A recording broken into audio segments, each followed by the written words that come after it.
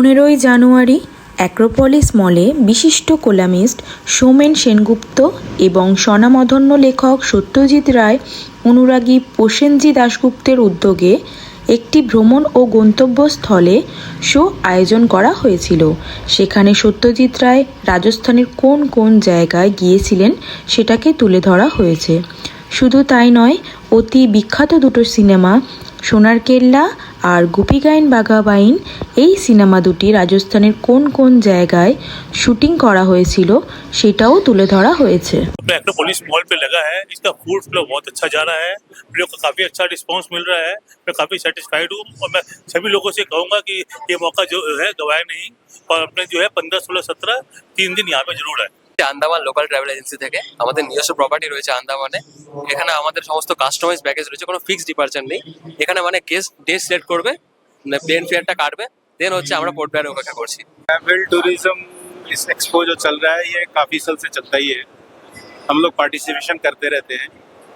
यहाँ से जो भी होता है हमारा टूरिज्म के लिए प्रमोट किया जाता है। समय आयोजित हो रहा है टूरिज्म बाजार में। इसमें जो है मेनली हमारा जो हम उत्तराखंड से आए हैं, उत्तराखंड में जो है हमारे वेस्ट बंगाल से काफ़ी पर्यटक साल भर आते हैं। वहाँ पर दुर्गा पूजा के टाइम पे भी आते हैं। हमारे पास वहाँ पर विवेकानंद सर्किट है, चार धाम यात्रा है, आदि कैलाश है, ऊम पर्वत है और इसके अलावा कई हमारे पास डेस्टिनेशन है उधर पर्यटक की, तो काफ़ी पर्यटक वहाँ पर आते हैं।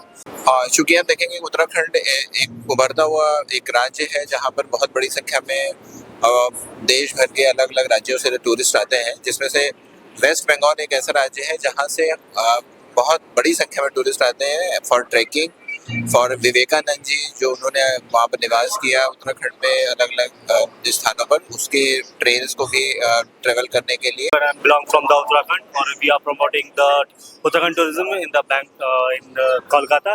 So basically हमारा जैसे कि सर ने बताया कि अभी हम चार धाम को प्रमोट कर रहे हैं। हम बेसिकली उत्तराखंड डीएमसी हैं। उत्तराखंड में हमारा काफ़ी सारी लोकेशंस हैं जो कि हम चार धाम से हटके जो कराते हैं, जैसे मसूरी हो गया, हमारा नैनीताल हो गया, जो कि बहुत ही सेलिंग हमारे पास लोकेशंस रहती है। हम लोग बेसिकली हम लोग उत्तराखंड से आए हैं, देहरादून से, और इस टाइम पे जो यहाँ पर ये जो मॉल में हमें मौका मिला है, वास्तव में बहुत अच्छी अपॉर्चुनिटी हमको मिली है कि हमारे टूरिज्म को प्रमोट करने के लिए, स्पेशली चार धाम यात्रा को प्रमोट करने के लिए हमें एक बहुत अच्छा प्लेटफॉर्म कोलकाता ने दिया है। রেইন রাজস্থান মানে কি, রের কাজে সিনেমাতে তো বটেই, লেখাতে বহুবার রাজস্থান ফিরে এসেছে বারে বারে।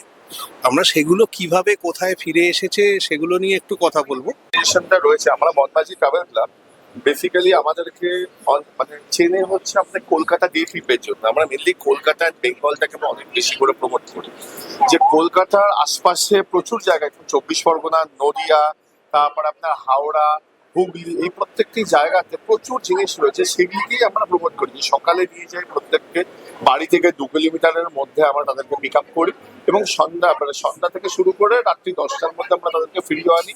এর মধ্যে তারা ব্রেকফাস্ট টু ডিনার সবকিছু পেয়ে যায়। মেনলি কলকাতা ডে ট্রিপের জন্যই আমাদেরকে মনবাজি ট্রাভেল ক্লাবকে চেনে। আর এর সাথে আমরা বেসিক্যালি হচ্ছে জার্নি টু ইস্ট, আমরা ইস্টটাকেও পুরো প্রমোট করছি, যেখানে আপনার রয়েছে ছত্তিশগড়, মানে যেটাকে আমরা বলতে পারি যা মানে ইন্ডিয়ার হচ্ছে অন্যতম একটা জুয়েল। আমার মনে হয় প্রসেনজিৎ দাশগুপ্ত ইতিমধ্যে বলে দিয়েছেন আমাদের আজকের বিষয়টা কি।